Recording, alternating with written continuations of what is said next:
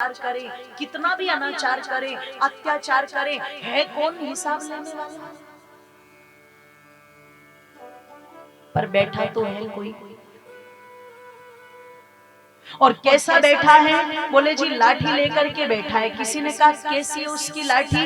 बोले आवाज नहीं होती उसकी लाठी, आवाज नहीं होती, साइलेंट। लेकिन जब लगती है तो ऐसी चोट करती है कि उसको उठने का मौका नहीं मिलता। इसलिए ओ मेरी मातों बंधुओं, इस व्यवस्था को समझना बहुत जरूरी है कि भगवान ने जो शरीर दिया है ना, ये केवल फालतू की मौज उड़ाने के लिए, विषय वासनाओं के लिए, भोगों में लिप्त रहने के लिए नहीं दिया। भगवान ने ये जो जीवन दिया है, ये पवित्र कार्यों को करने के लिए दिया है। और इन पवित्र कार्यों को करने का संकल्प जो अपने जीवन में ले लेता है, हो सकता है तुरंत उसको रिजल्ट न मिले, लेकिन जिस दिन रिजल्ट मिलता है उस दिन वो किसी चमत्कार की तरह होता है। इसलिए प्रातःकाल उठ करके प्रतिदिन मंत्र बोले जाते हैं, प्रातरग्निम प्रातरिंद्रम नमामि। प्रातः काल में जिस प्रकार से सूर्य निकलता है और वो समस्त अंधकार को दूर कर देता है, प्रभु मेरे जीवन के अंदर भी ऐसे ज्ञान का उजाला हो, मुझ पर भी आपकी प्रेरणा कुछ इस प्रकार से कार्य करे कि मेरे जीवन का भी जो अंधकार है वो अंधकार दूर हो जाए, वो अंधकार मिट जाए। इसलिए प्रार्थना की जाती है, जरा याद तो करो कि सदगम, अंधकार है असत्य, इस असत्य रूपी अंधकार को छोड़ करके मुझे किस तरफ चलना है? बोलो, सत्य की तरफ। तम सोमा ज्योतिर्गम, अंधकार है तमस का, उस तमस से मुझे दूर चलना है किस तरफ? ज्योति की तरफ।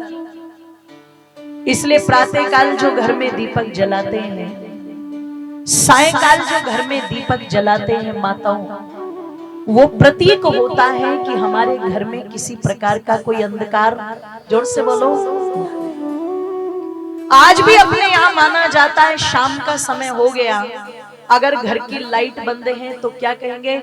लाइट जला दो, क्यों अंधेरा कर रखा है ना? और एक शब्द भी प्रयोग कर देते हैं कभी कभी तो माताओं कि ये मनहूसपना क्यों कर रखा है, इसको दूर करो, प्रकाश करो।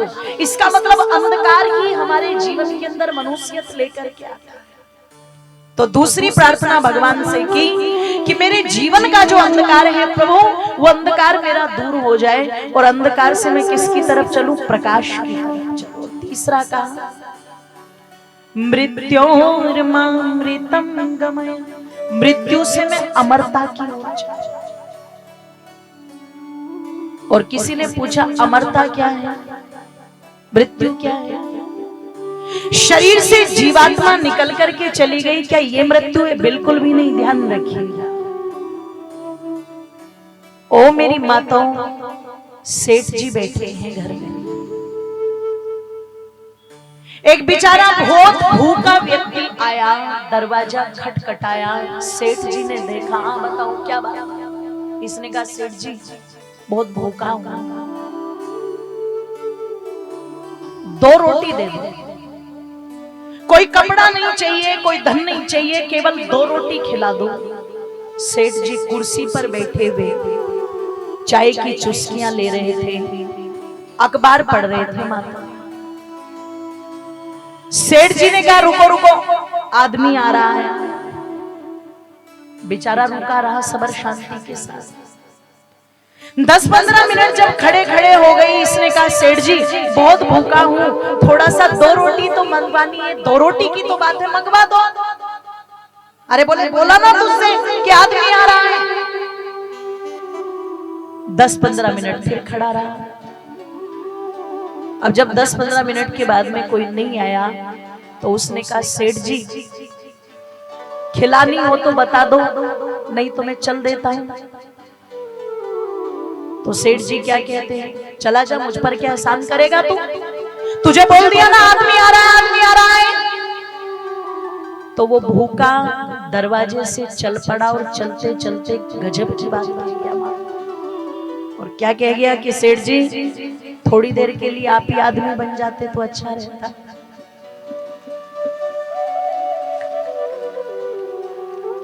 आप चिंतन करना, विचार करना, अगर उस भूखे को देख करके कोई संवेदना अंदर प्रकट नहीं हो रही है तो वो व्यक्ति मृत्यु के समान है, वो मरा हुआ है, वो जीवित नहीं है। उसके अंदर से जो दया है, जो करुणा है, उसकी मृत्यु तो हो गई। और कहते हैं जो भरा नहीं हो भावों से, जिसमें बहती रसधार नहीं, वो हृदय नहीं है, पत्थर है। जिसमें मानवता से प्यार नहीं, जिसकी करुणा निकल करके चली गई, जिसकी मानवता निकल के चली गई, वो जीवित नहीं, वो तो मरा। तो क्या कहा भगवान, ऐसी मृत्यु नहीं चाहिए, अमरता चाहिए। ओ मेरी माता बंधुओं, निवेदन कर दूं ये प्रार्थना की कि मुझे असत्य से सत्य की ओर चलना है, मुझे अंधकार से प्रकाश की ओर चलना है, और मुझे मृत्यु से, जोर से बोलो, अमृता की ओर चलना है। देखो कुछ व्यक्ति ऐसे होते हैं जो चले गए संसार छोड़कर। आज जो कथा चल रही है इसका समय लगभग 5,500 वर्ष का है, पर 5,500 वर्ष के बाद भी इतनी उत्सुकता, इतने भाव हमारे मन में है कि हम सबको बड़ी जल्दी रही होगी कि चलो चलो जल्दी कथा आरंभ होने वाली है। आज तो दिन ही बड़ा खास। एक तो ये जीवन है कि 5,500 वर्ष के बाद भी इतनी उत्सुकता हमें, और एक आपने वो भी देखा होगा, शायद घरोंडा भी मिल जाएंगे बहुत सारे ऐसे जिनके जीते जी, मतलब वो चल रहे हैं, वो दौड़ रहे हैं, वो बोल रहे हैं, वो सब कुछ कर रहे हैं, लेकिन उनके क्रियाकलाप, उनके कृत्य इतने भयंकर हैं कि जीते जी ये कामना की जाती होगी कुछ लोगों के द्वारा, हे भगवान उठा ले इनको। तो हमने पूछा क्यों ऐसी कामना कर रहे हो, क्या ये तुम्हारे सर पर बैठे? अरे बोले सर पर तो नहीं है, लेकिन धरती पर तो है, और ये धरती पर जिस जीवन को जी रहे हैं ये बिल्कुल बोझ है, इसलिए अगर ये उठ जाएंगे तो कम से कम धरती का कुछ तो बोझ, जोर से बोलो, कम होगा। अगर उनको उठा करके धरती के भार को कम किया जा रहा है, अच्छा धरती कह रही है कि मैं मर गई इनके बोझ के नीचे, लेकिन मानवता जिनके बोझ के नीचे मर रही है, संस्कार जिनके बोझ के नीचे मर रहे हो, वास्तव में वो भार के समान है। शास्त्र भी कहता है धर्मेण हीना पशुभिर समाना, उनसे तो पशु अच्छे हैं। तो वो जो ऐसे व्यक्ति हैं वो मरे हुए के समान है, जीते जी। इसलिए कहा महात्मा कि प्रभु एक दिन तो शरीर नाशवान है, ये जाना ही है, जाएगा। शरीर की मृत्यु तो होगी, लेकिन मेरी मृत्यु अर्थात मेरी आत्मा की मृत्यु नहीं होनी चाहिए। मेरी आत्मा जीवित रहे। और कहते हैं आत्मा वहीं जीवित होती है माताओं जहां शुभ कर्मों का संदेश और उपदेश चलता हो। जीवन में दान, तप, दया, करुणा, परोपकार, उपकार, ये सब चलता है। इन्हीं परोपकारों से भरी हुई है भारत के उन 2 महापुरुषों की कथाएं, जिस पर मैं कहती हूं कि सनातन धर्म एक तरह से टिका हुआ है। और यदि सनातन से इन 2 महापुरुषों को अलग कर दिया जाए तो अस्तित्व बड़ा खतरे में नजर आता है। इतनी पीड़ा, इतनी पीड़ा, इतनी पीड़ा अपने आप पनप जाती है कि चिंतन करना, एक मंदिर को बनवाने के लिए 500 वर्ष लग गए।